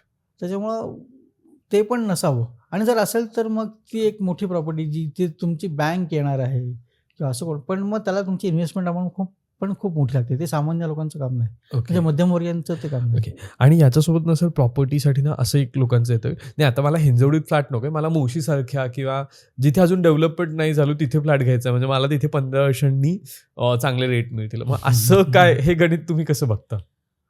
नाही, मी तरी पण म्हणेल की प्रॉपर्टी हा इन्व्हेस्टमेंटसाठीचा चांगला ऑप्शन नाही आहे. कारण 15 वर्षांतर माहीत नाही आपल्याला की ॲम्युनिटीजमध्ये नक्की काय बदल होणार आहेत. कोणी असा विचार केला नव्हता 15 वर्षापूर्वी की बाबा आपल्या सोसायटीमध्ये स्विमिंग टँक असेल, जिम असेल किंवा वेगळ्या प्रकारचे आणखीन गार्डन्स असतील काहीतरी किंवा वॉकिंग ट्रॅक असेल, तर Correct. ह्या असं पूर्वीच्या बिल्डिंगमध्ये नव्हतं. नाहीये. तसं आता इथून 15 वर्षांनंतर पुढे काय होणार आहे, नक्की काय लोकांची आवड असणार आहे, हे आत्ता प्रेडिक्ट करणं तसं अवघड आहे. ओके. आणि परत मी म्हणेन की एखाद्या प्रॉपर्टीला एका ठराविक लिमिटपर्यंतच फक्त ॲप्रिसिएशन मिळतं, त्याच्या पुढे नाही मिळत. ओके. त्याला काही एक्सेप्शन्स पण आहेत, जसं मुंबईतल्या काही प्रॉपर्टी, जुहूमध्ये म्हणा किंवा बांद्रामध्ये म्हणा किंवा अंधेरीतल्या काही प्रॉपर्टीज म्हणा, इथे तुम्हाला किंवा वरळी सी फेसच्या प्रॉपर्टी म्हणा, तिथे नाही, तो त्याच्या त्या जागेचाच प्रीमियमनेस येतो, हां, एरियाचा प्रीमियम एरिया आहे तो प्रीमियमनेस सगळा. आहे. किंवा आपल्या पुण्यामध्ये पण आहे जसं केपी झालं किंवा KP मग आपल्या पुण्यामध्ये पीसीएमसी झालं. पीसीएमसी मध्ये पण गावठाणाचे जे एरिया आहेत तिथे अजूनही प्रॉपर्टीला व्हॅल्युएशन आहेच हो, आहे, हो. कारण जमीन Correct. मिळत नाहीये Correct, आणि correct. जमीन ज्याचं घर आहे त्याचं आहे तसं. आहे. पण नक्कीच मग तो एक प्रीमियमनेस आहे किंवा तो हो. एरिया तसा ते पाहिजे. ठराविक एरिया सोडलं, पण तिथे तुम्हाला घेण्याकरता तुम्हाला मुळात गुंतवणूकच खूप मोठी करावी लागते. हा तेही आहेत. कोट्यावधीमध्ये गुंतवणूक हो. करावी लागेल तुम्हाला. खरं आहे. आणि जे आपण ज्यावेळेस सॅलरीचं गणित बोलतो तर आपण एक मिडल ॲव्हरेज सॅलरी माणसाचं गणित मांडतो, ज्याची 50,000 ते 1.5 लाख किंवा 50,000 ते 2 लाखाची सॅलरी असेल त्यांच्या इन्व्हेस्टमेंटच्या. कारण मला वाटतं त्या लोकांमध्ये ना थोडंसं इन्व्हेस्टमेंटला घेऊन गोष्टी असतात, कारण पैसे येत आहेत, गरजाही वाढत आहेत, पण त्यासोबत इन्व्हेस्टमेंट करायची इच्छा असते, पण ती चांगल्या प्रकारे होत नाही किंवा काहींची होते पण काहींची होत नाही आणि मग सगळ्या चुका सुरू होतात किंवा सगळ्या गोष्टी सुरू होतात. आता सर आपण जसं घराबद्दल बोलत होतो तसंच आता इन्शुरन्स, तुम्ही LIC तर सांगितलंच, पण त्याच्यासोबत आता टर्म प्लॅनमध्ये पण अशा गोष्टी आल्यात की तुम्हाला काही नाही झालं त्या वर्षापर्यंत ते तुम्हाला पैसे मिळू शकतात किंवा त्याला आपण एक वेगळा टर्म प्लॅन म्हणतो बेसिकली. तर तशामध्ये लोकांचा थोडासा कल वाढलेला दिसतो. अरे नाही झालं मला 75 पण काही तर मला पैसे मिळतील ना माझे गुंतवलेले. पण मग त्याच्यात गुंतवणूक म्हणून बघावं का किंवा तो कसा ऑप्शन आहे गुंतवणूक म्हणून? नाही, तोही चांगला ऑप्शन नाहीये. मग टर्म प्लॅन हा खूप उत्तम इन्शुरन्स म्हणेन मी, की Okay. टर्म प्लॅनमध्ये तुम्हाला छोट्या प्रीमियममध्ये तुम्हाला मोठं समेशन मिळतं. इन्शुरन्स घेताना ही नेहमी एक कन्सेप्ट आपल्या समाजामध्ये एक मोठा गैरसमज आहे, की मी जिथं कुठे पैसे गुंतवतो तिथं मला काहीतरी परत मिळाली पाहिजे. बरोबर. आता घरोघरी प्रत्येक घरात एक कार तर असते. हा, ओके. त्या कारचा आपण इन्शुरन्स भरतो का? भरतो. तो का भरतो आपण? तर त्या गाडीला काही होऊ डॅमेज नये. झालं, काही झालं तर आपल्याला त्याचं मेंटेनन्स फ्री मिळावं. करेक्ट. मग आता मी मागच्या वर्षीचा इन्शुरन्स आत्ता मागच्या महिन्यात, या वर्षीचा इन्शुरन्स मी मागच्या महिन्यात भरला, बरोबर. पण माझ्या गाडीला काहीच झालेलं नाही. मग आपण त्यातनं काहीतरी मला मिळावं म्हणून आपण ती गाडी जाऊन ठोकतो का कुठे? नाही. त्याच्या काचा फोडतो का? असं नाही. काहीच करत नाही ना आपण. नक्कीच. उलट इन्शुरन्स घेतो आणि वरती तिला कव्हर पण घालतो. करेक्ट. करेक्ट ना? तर तसंच मग तुम्ही त्या निर्जीव वस्तू जी असते तिथे जेव्हा तुम्ही हा विचार करता की नाही माझं वर्षाचे 22-25 रुपये गेले तरी चालतील, पण माझी गाडी सिक्युअर राहिली पाहिजे. 10 लाखाची असते ना हो. सर. मग तुमचं आयुष्य, तेच लोक करत नाही. हां, तुमचं आयुष्य त्याच्यापेक्षा जास्त महागाचं आहे हो. करेक्ट. तुम्ही आहात म्हणून ती गाडी आहे. बरोबर. तुमचं आयुष्य त्याच्यापेक्षा जास्त महागाचं आहे. नक्कीच. मग तुम्ही तुमच्या आयुष्याकरता सोडा ते 20-22 रुपये वर्षाचे. म्हणजे एखाद्या व्यक्तीला समजा 1.5 कोटीचा इन्शुरन्स त्याला मिळत असेल टर्म प्लॅन, त्याच्याकरता जर त्याला वर्षाला 25 रुपयाचा प्रीमियम येणार असेल आणि तो प्रीमियम त्याला परत मिळणार नसेल तर जाऊ देत ते प्रीमियम. पण माझी लाईफ व्हॅल्यू 1.5 कोटी आहे. आज जेव्हा मला चुकून काही झालं आणि जर मी ह्या जगात नसेल तर माझ्या फॅमिली मेंबर्सला 1.5 कोटी रुपये तर मिळतील. ओके. आणि त्याच्यामध्ये जी मी आपल्या मुलांकरता स्वप्न बघितलेली असतात किंवा आमच्या म्हातारे आईवडील घरात असतात किंवा मिसेसला शिकलेली असतात आजकाल मुली, पण त्यांना जॉब नाही करतात, ते हाऊसवाईफच आहेत. मग तुमच्या माघारी त्यांचं उत्पन्न काय? करेक्ट. मग त्यांचं पुढचं आयुष्य फायनान्शियली त्याची फरफट होऊ नये म्हणून हा मोठा टर्म प्लॅन आपण घेतला पाहिजे. ओके. पण मग त्याला इन्व्हेस्टमेंट म्हणून नका बघू. हां, त्याच्याकडे इन्व्हेस्टमेंट महत्त्वाचं. बघू नका तुम्ही. तो इन्शुरन्स हा इन्शुरन्स सारखाच ट्रीट करा. आणि ती एक खूप मोठी चूक होते मला वाटतं, की ज्याच्याकडे जर तुम्ही इन्व्हेस्टमेंट म्हणून बघत असाल Correct. तर नक्कीच. आणि मग त्याच्या वेळेस तुमचे प्रीमियम पण वाढतात आणि तुमच्या आपण जे म्हणतो की मॅच्युरिटीच्या वेळेस येत आहेत किंवा तुमचं 75 येते त्यावेळेस काही गोष्टींमध्ये पण त्यावेळेस कमी होते. समेशन पण कमी होत जातं त्यांचं. Okay. म्हणजे ज्यावेळेस ती प्रोबॅबिलिटी इन्शुरन्सचा बेसिक उद्देश आहे ना, तो बेसिक उद्देश जसा जवळ येतो ना तसं त्याचं समेशन पण कमी होत जातो. मग त्याला काय अर्थ आहे? अर्थच नाही. हां. करेक्ट. त्याच्यापेक्षा प्लेन सिम्पल टर्म प्लॅन घ्या, ज्याच्यामध्ये तुम्हाला एक प्रीमियम येईल छोटा, जो तुम्हाला परत कधीही मिळणार नाहीये, पण तिथे तुमचं लाईफ जर काही झालं तुमच्या लाईफला तर तुम्हाला तुम्हाला तुमची फॅमिली मेंबर्स फायनान्शियली खूप मोठ्या सिक्युरिटीमध्ये असतील. करेक्ट. आणि ती जास्त काळाची गरज आहे आता. हो नक्कीच, कारण उद्याचा भरोसा नाही कोणालाच. पण सर आता तुम्ही खूप वेळा इक्विटी बोलताय, मग इक्विटीमध्ये सुद्धा काही चुका होण्याच्या गोष्टी आहेत का? कारण सपोज माझ्यासारखा एक माणूस आहे, बरं. तुमचं ऐकून मी इक्विटीमध्ये केलं किंवा बऱ्याच ठिकाणी पण सांगितलं होतं की equity is a best option, 12-13% return आहेत. पण त्या प्रभावाला बळी पडून मी जर इक्विटीमध्ये पैसे घातले पण तरी वाढले नाही, असंही होऊ शकतं का? किंवा इक्विटीमध्ये कुठल्या गोष्टी इन्व्हेस्ट करताना चुका होऊ शकतात? इक्विटीमध्ये जेव्हा आपण आता 2 प्रकार आहेत इक्विटीचे. एक डायरेक्ट इक्विटी तुम्ही करू शकता आणि एक mutual fund. Mutual fund. Okay. खूप वेळा तर जे नवीन लोक भेटायला येतात त्यावेळेस त्यांना मी म्हणतो की तुम्ही तुमचा जुना पोर्टफोलिओ पण मला दाखवा. ओके. तर त्याच्यामध्ये असं दिसतं की बाबा लोक बेसिकली इन्व्हेस्टमेंट करतात कशाच्या बेसिसवरती, तर मागचा रिटर्न बघून, हां. की ह्या एखाद्या स्कीमनी 3 वर्षाचा रिटर्न किती दिला, एखाद्या स्कीमनी 5 वर्षाचा रिटर्न किती दिला, ओके. एवढंच फक्त बघतात आणि त्याच्यावरती ती स्कीम निवडतात. ओके. तर तसं नसलं पाहिजे. तुम्हाला गुंतवणूक करताना बेसिक तुमचं ऑब्जेक्टिव्ह तुम्हाला माहिती पाहिजे लक्षात आलं पाहिजे की मला ही गुंतवणूक मी का करतो आहे. वेगळ्या प्रकारचे 2 प्रकारचे प्रायमरी ऑब्जेक्टिव्ह असू शकतात. पहिलं म्हणजे की मला हे पैसे लागणार नाही आहेत पुढची 15-20 वर्ष, हा माझा रिटायरमेंट प्लॅन आहे. ओके. दुसरं ऑब्जेक्टिव्ह असू शकतं की मला यातनं रेग्युलर इन्कमची अपेक्षा आहे. ओके. मग ह्या दोन्ही ऑब्जेक्टिव्ह करता वेगवेगळ्या स्कीम्स असतात. ओके. आता जे लोक पोर्टफोलिओ मला दाखवतात तर त्याच्यामध्ये असं बऱ्याच वेळा दिसतं की सगळ्याच त्यांचे पैसे फक्त मिड कॅपमध्येच आहेत ओके. किंवा फक्त स्मॉल कॅपमध्येच आहेत. असं नसलं पाहिजे. तुमची इन्व्हेस्टमेंट ही नेहमी डायव्हर्सिफाय असली पाहिजे. जरी ती म्युच्युअल फंडमध्ये असेल तरी सुद्धा म्युच्युअल फंडमध्ये सुद्धा अनेक प्रकारच्या स्कीम्स आहेत. करेक्ट. जसं की बाबा मल्टी कॅप फंड्स आहेत, फ्लेक्झी कॅप फंड्स आहेत किंवा कॉन्ट्रा फंड आहेत, व्हॅल्यू फंड्स असतात. तर इथे प्रत्येकामध्ये तुमची इन्व्हेस्टमेंट असली पाहिजे किंवा ओके. प्रत्येक सेक्टरमध्ये असली पाहिजे. मिड कॅपमध्ये पण असली पाहिजे, स्मॉल कॅपमध्ये पण असली पाहिजे. पण सगळेच पैसे तुमच्या एका सेक्टरवरती जर असतील आणि जर ते सेक्टर पर्टिक्युलर ते सेक्टर जर नाही चाललं करेक्ट. किंवा तिथे जर फॉल आला ना तर तुमचा पोर्टफोलिओ खूप मोठ्या प्रमाणात लॉस पडझड होऊ शकते त्याच्यामध्ये किंवा तुम्हाला त्याच्यात खूप निगेटिव्हिटी दिसू शकते. तर तसं नसलं पाहिजे. आणि इक्विटीमध्ये ट्रेड करावं माणसाने, इक्विटीमध्ये पण ट्रेड करायला हरकत नाही आहे. पण इक्विटीमध्ये ट्रेड करताना त्याचं ॲनालिसिस करणं खूप गरजेचं असतं. म्युच्युअल फंडमध्ये तुम्हाला तुमचं ॲक्टिव्ह पार्टिसिपेशन झिरो असतं. करेक्ट. पण तुम्हाला इक्विटीमध्ये तुमचं ॲक्टिव्ह पार्टिसिपेशन तुम्हाला द्यावं लागतं. ओके. आणि त्याच्याकरता तुम्हाला ॲनालिसिस करणं गरजेचं आहे. करेक्ट. आता ॲनालिसिस स्टॉक मार्केटचं करणं म्हणजे जर आपण बघितलं तर आपल्या एक्सचेंजवरती साधारण 5,500 कंपन्या लिस्टेड आहेत. ओके. आणि त्यातल्या 2,500 कंपन्यांमध्ये रोज चांगला व्हॉल्यूम असतो. ओके. मग या 2,500 कंपन्यांपैकी मी कुठली कंपनीचे शेअर घेतले पाहिजे हे करणं हे अवघड आहे. करेक्ट. मग 2 प्रकारचे ॲनालिसिस करू शकतो आपण, एक फंडामेंटल ॲनालिसिस आणि एक टेक्निकल ॲनालिसिस. तर मला असं वाटतं की कॉमन माणसाकरता टेक्निकल ॲनालिसिस हा एक सोपा मार्ग आहे. ओके. कारण जर एखाद्या कंपनीमध्ये जर वाढ होणार असेल, त्याच्या शेअरच्या भावात जर वाढ होणार असेल आणि जर तिथे काही त्या कंपनीमध्ये जर काही हॅपनिंग होत असेल ते तुम्हाला त्या कॅन्डल स्टिकमध्ये दिसतं किंवा तुम्हाला ते व्हॉल्यूमच्या रूपात तुम्हाला दिसतं की सडनली ह्या कंपनीचा व्हॉल्यूम खूप वाढत चालला आहे. ओके. आणि विथ प्राईस पण वर चालली. ओके. तर त्यावेळेस आपण ते ॲनालिसिस करून आपण ठरवू शकतो की बाबा हा मी शेअर घेतला पाहिजे की नाही घेतला पाहिजे. ओके.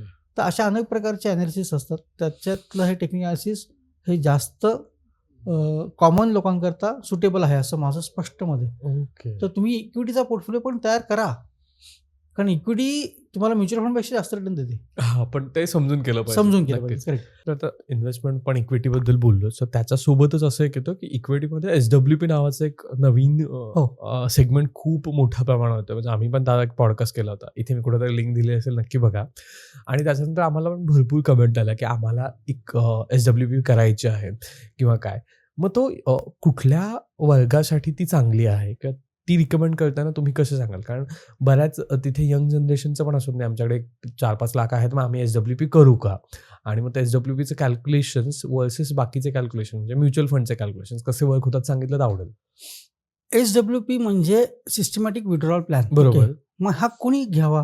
तर हा माझ्या मते हा फक्त रिटायर्ड लोकांनी हा ऑप्ट करावा किंवा अशी लोक ज्यांना रेग्युलर इन्कमची अपेक्षा आहे. ओके. मी जसं मगाशी पण तुम्हाला सांगितलं की कुठली इन्व्हेस्टमेंट करताना मला त्याचं पहिलं गोल माहिती पाहिजे. बरोबर. आता प्रायमरली 2 गोल असतात. एक म्हणजे पहिलं गोल की बाबा हे पैसे मला लागणार नाही आहेत, पुढची माझ्या रिटायरमेंटपर्यंत मी ही इन्व्हेस्टमेंट करू शकतो. बरोबर. हा एक प्रायमरी गोल झाला. हां. दुसरा एक प्रायमरी गोल असू शकतो की मी जी गुंतवणूक करतो त्यातनं मला रेग्युलर रिटर्न पाहिजे. बरोबर. आता असं आपण सगळेजण आहोत की जे यंग जनरेशन आहे, आपण अर्निंग करतो, कोणी व्यवसाय करतो, कोणी नोकरी करतो. बरोबर. तर त्या लोकांनी SWBच्या मागे जाऊ नये असं माझं स्पष्ट मत आहे. हां. कारण त्यांना रेग्युलर इन्कमची तशी अपेक्षा नाही आहे. ते जे काम करतायत त्याच्यातून त्यांना रेग्युलर इन्कम मिळतंय. बरोबर. तर रेग्युलर इन्कम हे नेहमी रिटायर्ड लोकांनी ते जावं आणि ओके. ते SWB नेहमी त्यांनी ऑप्ट करावं. ओके. पण खूप वेळा असं होतं की नाही, माझ्याकडे 5 लाख रुपये आहेत, तर मला त्यातनं तुम्ही रेग्युलर इन्कम असणाराच टूल द्या. हां, बरोबर. मग तिथे काय होतं की जर आपण बघितलं तर म्युच्युअल फंडमध्ये 3 कॅटेगरीज प्रामुख्याने आहेत. बरोबर. पहिली कॅटेगरी आहे की aggressive funds. Correct. Aggressive fund म्हणजे जे 100% इक्विटी ओरिएंटेड फंड्स असतात, जिथं आपण एक 10 वर्षाचा जर आपण ॲव्हरेज काढलं तर we can expect between 14 to 16% CAGR return. Okay. Okay. दुसरी एक कॅटेगरी असते ती असते डेट फंड्स, म्हणजे जी कम्प्लिटली कन्झर्वेटिव्ह कॅटेगरी म्हणतो आपण त्याला, हां. जिथे तुम्हाला बँकेपेक्षा 2-3% रिटर्न, जास्त 1-2% मिळतो. रिटर्न जास्त मिळतो. ओके. आणि तिसरी कॅटेगरी असते ज्याला आपण हायब्रिड फंड्स म्हणतो. Hybrid okay. फंड म्हणजे जिथं इक्विटी आणि डेटचं कॉम्बिनेशन तुम्हाला एकाच फंडमध्ये मिळतं. हं. तर माझ्या मते ज्यांना रेग्युलर इन्कमची अपेक्षा आहे त्यांनी हायब्रिड फंडमध्ये इन्व्हेस्टमेंट करावी. ओके. म्हणजे तिथं ज्यावेळेस रेग्युलर इन्कमचं विषय निघतो त्यावेळेस माझा माइंडसेट एकदम थोडासा कन्झर्वेटिव्ह साईड जातो किंवा तो हां. खूप ॲग्रेसिव्ह नसतो. ओके. की तिथं मग तुमचं प्रायमरी ऑब्जेक्टिव्ह काय आहे, तर तुम्हाला रेग्युलर इन्कम पाहिजे. आणि आता ओके. तुम्ही रिटायर झालेले आहात, तुमचं वय वाढलेलं आहे, तर तुमची रिस्क टेकिंग ॲपेटाईट पण तिथे कमी झालेली असते. हां. मग हायब्रिड फंडमध्ये ती रिस्क पण कमी असते, कारण त्याच्यात तुम्हाला 30% डेट मिळतं, 70% इक्विटी मिळतं, 70% इक्विटी असतं. कंपॅरेटिव्हली अग्रेसिव्ह फंड्सपेक्षा रिस्क कमी असते आणि तिथे तुम्हाला स्टॅबिलिटी खूप चांगली मिळते तुमच्या आपण फंडला. म्हणजे बेसिक रिटर्न एक 12% पण 12% मिळू च्या शकतं. आसपास आपण अपेक्षा करू शकतो. 11 ते 12% मध्ये आपण बरोबर. अपेक्षा करू शकतो. म्हणजे ज्यांना आणि यंग जनरेशननी त्यांचे पैसे मॅक्सिमम किती वाढतील फॉर द रिटायरमेंट याच्याकडे ह्याचा जास्त- विचार करावा. नक्कीच. कारण तिथे त्यांनी जर तरुण वयात जर ते SWB घेतली तर त्यांना फक्त 4%चाच रिटर्न मिळणार आहे. कारण 8% ते विड्रॉ करणार आहेत दरवर्षी हं. आणि त्याची ग्रोथ फक्त 4% होणार आहे. विच विल नॉट, ती त्यांना रिटायरमेंट करता सफिशियंट राहणार नाही. ओके. ओके. पण सर आता सगळ्यात महत्त्वाचा मला वाटतं मुद्दा येतो तो इन्व्हेस्टमेंटच्या बाबतीमध्ये. हो. तो असतो विश्वास. हो. कारण आपण गोल्डमध्ये बोलत होतो त्यावेळेस असं होतं की मी गोल्ड सोन्याच्या दुकानात जातो, दुकानदाराला मी पैसे देतो, त्याच्या बदल्यात मी लगेच हार्ड गोल्ड घेतो आणि तो माझ्याकडे ठेवतो, राईट, ते माझ्याकडे राहतं. पण ज्यावेळेस इन्व्हेस्टमेंटची गोष्ट येते त्यावेळेस मी कोणाकडे तरी जाऊन माझे कमवलेले पैसे घेऊन जातोय आणि तो मला एक सर्टिफिकेट देतो, समथिंग, एखादा गोष्ट कागद देतो, हा आपण देतो आणि मला असं वाटतं की अरे माझे पैसे गेले का काय, माझे पैसे खाल्ले काय, म्हणजे हा विश्वासाचा भाग येतो. म्हणजे मला तुम्हाला पण विचारायला आवडेल की अशा काही टेस्ट केसेस किंवा अशा काही तुम्हाला पण विश्वासाच्या गोष्टी आल्या असतील का, की लोकांचं पहिल्या वेळेस कसं असतं ह्या विश्वासावर. आणि वाटतं पैशाने खूप साऱ्या गोष्टी तुटतात, म्हणजे नाती तुटतात, बरंच काय काय होतं आपण बघतो. तर मग तो विश्वास प्ले कळतो का, किंवा मग ते पैसे आपण कशा पद्धतीने वर्क होतात हे जर लोकांना आपण सांगितलं तर मे बी तो थोडासा अजून वाढायला प्रयत्न होईल. खरं तर ही विश्वास हा ह्या अशा प्रकारच्या गोष्टींमध्ये नक्कीच असला पाहिजे की बाबा जर आणि असे फ्रॉड्स आतापर्यंत पण खूप बघण्यात आलेले आहेत. बरोबर. की लोकांनी पैसे घेतले आणि नंतर ते ऍक्च्युली इन्व्हेस्टमेंट झालीच नाही त्याची आणि ते पैसे गायब झाले. करेक्ट. असं पण खूप प्रकार आहेत. तर मी लोकांना सांगेन की बाबा तुम्ही ज्यावेळेस इन्व्हेस्टमेंट करताना तर कुठलीही इन्व्हेस्टमेंट ही कॅशच्या रूपात करायची नाही. ओके.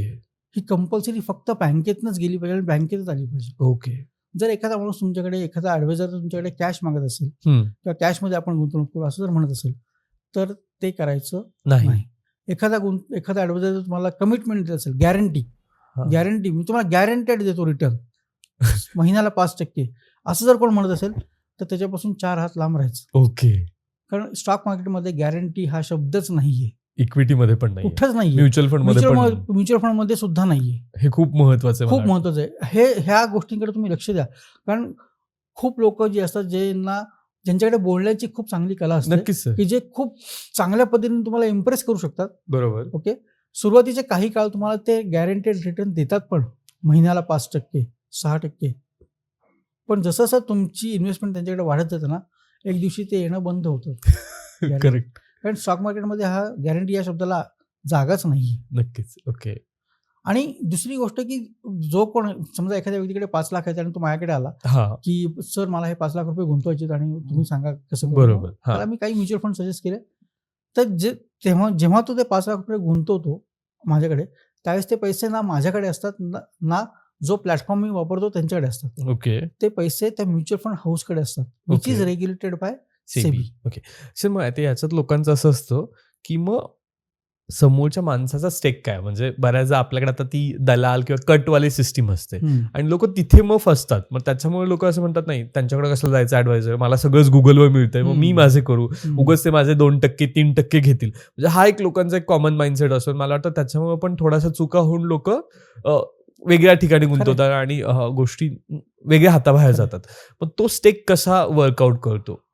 पहिली तर गोष्ट म्हणजे कुठलाही ॲडवायझर आहे ना, फायनान्शियल ॲडवायझर हा तुमच्या डॉक्टरसारखा असतो. ओके. म्हणजे समजा मला हृदयाला काहीतरी त्रास आहे, हा. ओके, ब्लॉकेजेस आहेत, बरोबर.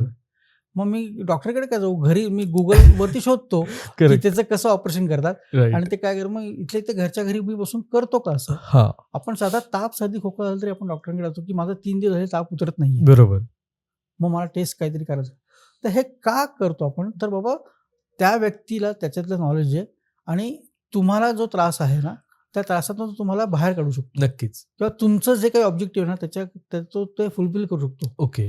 तर तसंच कुठलाही ॲडवायझर ज्यावेळेस तुम्ही एखाद्या ॲडवायझरकडे जाताना त्यावेळेस तो पहिले तुमचं ऑब्जेक्टिव्ह समजून घेतो की हे तुम्हाला का करायचं आहे. करेक्ट. आणि ते समजून घेतल्यानंतरच ती इन्व्हेस्टमेंट ऑप्शन तुम्हाला सजेस्ट करतो. बरोबर. आता डायरेक्ट स्कीम्स ज्या असतात की बाबा कुठेही गेलं तरी मी डायरेक्ट स्कीममध्ये करतो म्हणजे माझं थोडंसं ब्रोकरेज वाचेल. हा. ओके, हा एक कन्सेप्ट खूप लोकांच्या मनात रुजत चाललाय की करेक्ट. कशाला मी जाऊ एखाद्या ॲडवायझरकडे, मी डायरेक्ट स्कीममध्ये करतो इन्व्हेस्टमेंट, माझे ब्रोकरेज थोडंसं वाचेल. बरोबर. पण तो ॲडवायझर आणि मग पण मी नक्की करू कुठे, जसं हा. मी मगाशी म्हटलं की लोकांची स्कीम सिलेक्शनची पद्धत काय, ते गेल्या 3 वर्षामध्ये एखाद्या स्कीमनी 22% रिटर्न दिलाय, हा. 18% रिटर्न दिला, तर तिथे ते इन्व्हेस्टमेंट करा. बरोबर. तसं नाहीये. कोविडच्या काळामध्ये मला हे खूप असं जाणवलं की कोणीतरी असं सांगितलं की बाबा कोविडच्या पिरियडनंतर की सगळ्यांनी ग्लोबल फंड्स जे असतात जे US मध्ये गुंतवतात, ओके. US बेस फंड जे आहेत त्याच्यात गुंतवणूक करा. त्यांनी 1 वर्षाचा रिटर्न 60% दिला, 61% रिटर्न दिला एका वर्षाचा रिटर्न, तिथे आपण गुंतवणूक केलीच पाहिजे.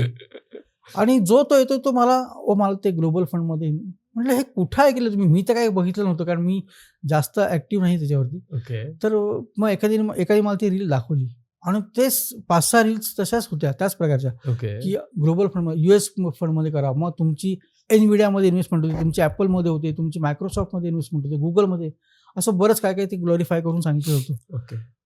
मी त्या व्यक्तीला म्हटलं थांबा, हे तुम्ही का करताय. अहो त्यांनी एका वर्षामध्ये 61% रिटर्न दिला आहे. मग मी त्यांचा पोर्टफोलिओ उघडला. त्याच एका वर्षामध्ये तुमचाच फंड जो कोटक मिडकॅप नावाचा फंड जो आपण घेतला आहे, तर त्या एका वर्षामध्ये त्या कोटक मिडकॅप फंडनी 73% रिटर्न दिला आहे. हे माहितीच नाही तुम्हाला. हे माहितीच नाही तुम्हाला. ओके. आणि तुम्ही काय म्हणताय मला ग्लोबल फंडमध्ये इन्व्हेस्टमेंट. अहो म्हटलं ह्याच्यामध्ये ना म्हणजे एक देशप्रेम पण दडलंय माझं की अख्खा जग माझ्याकडे, आमच्या भारताकडे इन्व्हेस्टमेंट ऑप्शन म्हणून बघतो आणि आम्ही आमचे पैसे बाहेर पाठवतो. करेक्ट. हे नका करू. आणि करायच्या अगोदर तुम्ही अनालिसिस करा ना की बाबा माझ्याकडचे जे फंड्स आहेत ना, माझ्याकडचे फंड्स हे चांगले आहेत का वाईट आहेत का, त्याला कम्पॅरेटिव्हली त्यांनी कमी रिटर्न दिलाय का. करेक्ट. तुमचा फंडच तुम्हाला त्याच्यापेक्षा जास्त रिटर्न देतोय. मग तुम्ही का ह्या रील्सला किंवा अशा खोट्या माहित्यांना तुम्ही बळी पडता. तसं नका पडू. नक्कीच. आणि अजून एक छोटासा सेगमेंट मला इथे जस्ट विचारायला आवडेल की बऱ्याच लोकांचं असं असतं की आम्ही जर SIP करतोय एव्हरी मंथ, तर त्यातला स्टेक पण ॲडवायझर घेतात किंवा त्यांचा स्टेक त्यात पण असतो.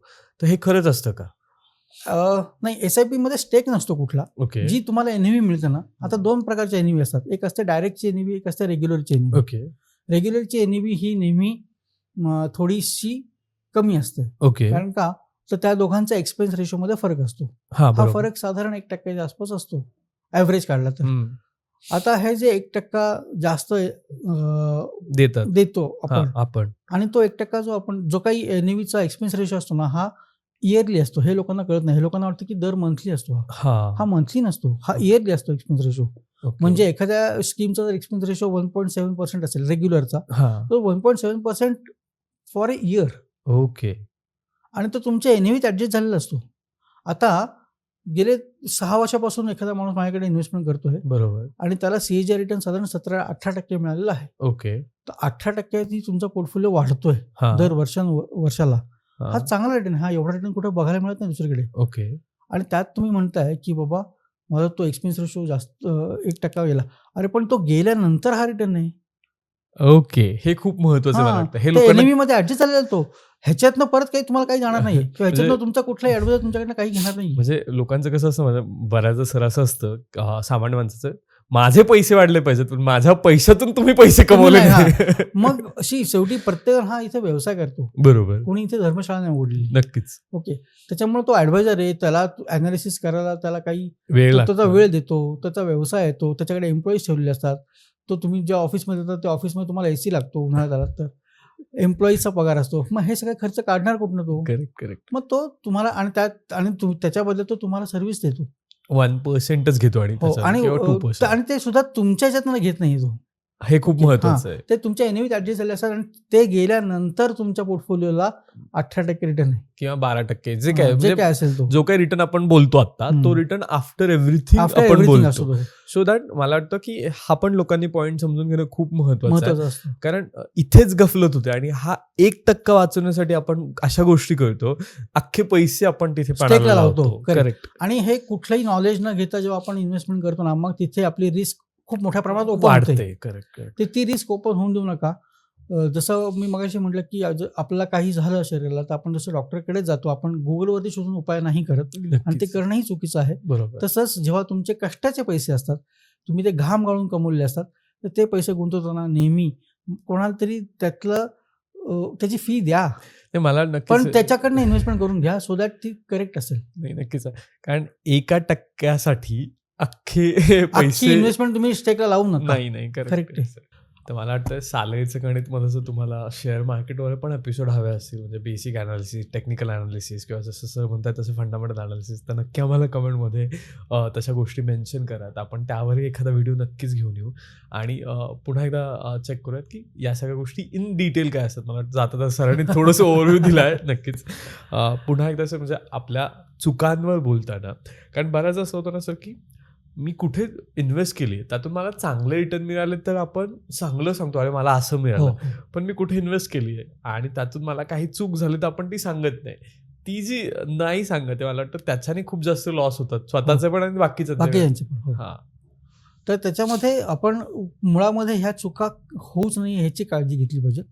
म्हणजे चुकीचे ॲसेट क्लास खूप लुक्रेटिव्ह जे ॲसेट क्लास असतात ना त्याच्यात नाही गेलं पाहिजे. ओके. म्हणजे स्टॉक मार्केटमध्ये एक असा माझा अनुभव आहे, हा थंबरूल नाही, ओके. की जिथं सगळे लोक जातात ना तिथे नाही गेलं पाहिजे. ओके. जसं तुम्ही LICचा IPO बघा. हा येस सर. LICचा IPO म्हणजे लोकांनी LICचा IPO सबस्क्राईब करण्याकरिता डीमॅट अकाउंट उघडले.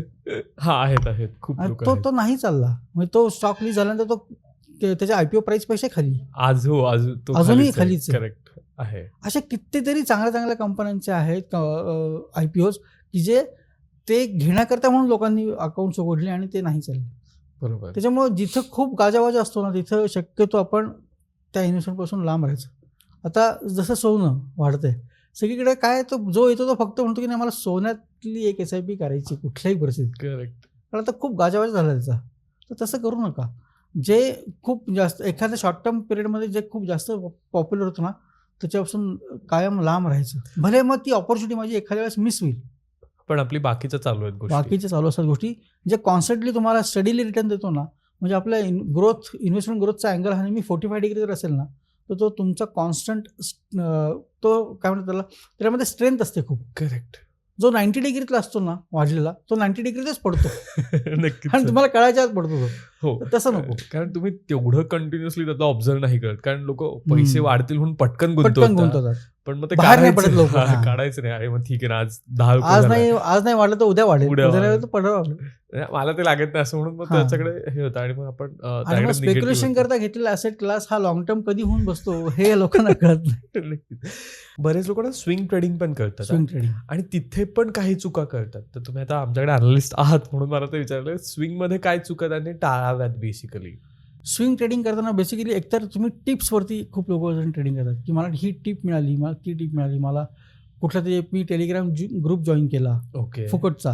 का कोण कोणाला फुकट देईल मला हेच कळत नाही. स्टॉक मार्केटमध्ये स्टॉक मार्केट असं नाही कुठेच कोणी कोणाला काही फुकट देत नाही आणि जर कोणी फुकट देत असेल तर ते घेऊ नये. ओके. तुम्ही एखाद्या चांगल्या अनालिस्टचा तुम्ही सबस्क्राईब करा टेलिग्राम चॅनल आणि तिथनं तुम्ही त्याचे रेकमेंडेशन्स घ्या.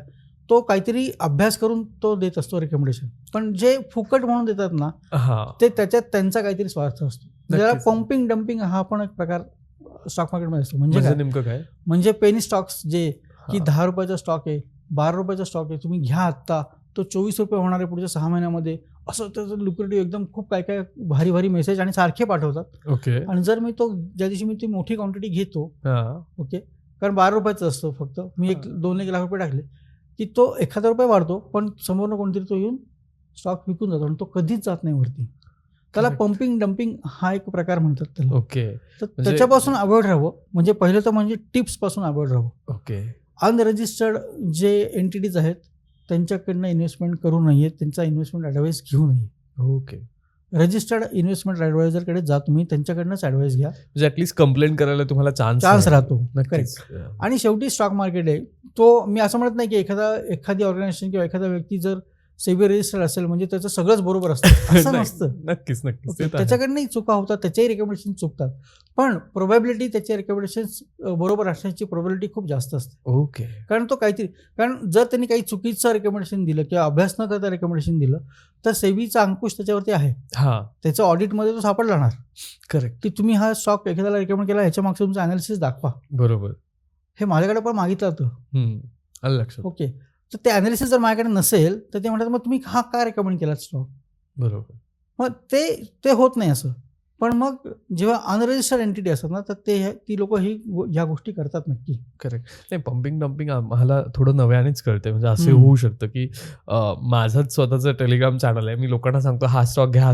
त्याच्यात जर ग्रोथ दिसली तर मी तो विकून माझे पैसे recover करतो. करतोय आणि Correct. बाकीचे कारण जसं आपण मगाशी पण म्हणालो कुणाचं तरी लॉस झाल्याशिवाय तिकडे पैसे येणारच येत नाही. नाही. कारण ते काही नवीन जनरेट होत नाहीये. स्टॉक मार्केटमध्ये नवीन पैसे तयार होत नाही, ह्या खिशात ह्या खिशात जातात. नक्कीच. पण ते आपण आपल्या खिशात ते जाऊ नयेत ह्याची काळजी आपण घ्यावी. नक्की. आणि मला वाटतं त्याच अनुषंगाने हा सगळा चर्चा होते हो, की हो, त्याच हो. अनुषंगाने होती की खूप बाजूनी लोकांना हे डम्पिंग होतंय. खूप बाजूनी लोकांना हा प्रेशर होतो की नाही तुम्ही श्रीमंत झालं पाहिजेत. मग हे करा ते करा. आणि लोकही त्याच्यासाठी बऱ्याचशा गोष्टी करतात. म्हणजे ऑकल्ट पासून इन्व्हेस्टमेंटपर्यंत सगळ्या गोष्टींमध्ये त्यांना जायचंय. पण मला जसं तुम्ही म्हणालात की वेळ, पेशन्स म्हणजे संयम आणि वेळ जर दिला तरच तुम्ही श्रीमंत होणार, correct. नाही तर नाही. नाही होणार. ह्याच्याकरता म्हणजे लोकांकडे आजकाल काय म्हणते की नॉलेज आहे कुठं गुंतवायचं, कारण आता हे खूप सोर्सेस वाढलेले आहेत बरोबर. माहितीचे. लोकांकडे पैसे पण आहेत, हा फक्त लोकांकडे काय नाही तर संयम नाही.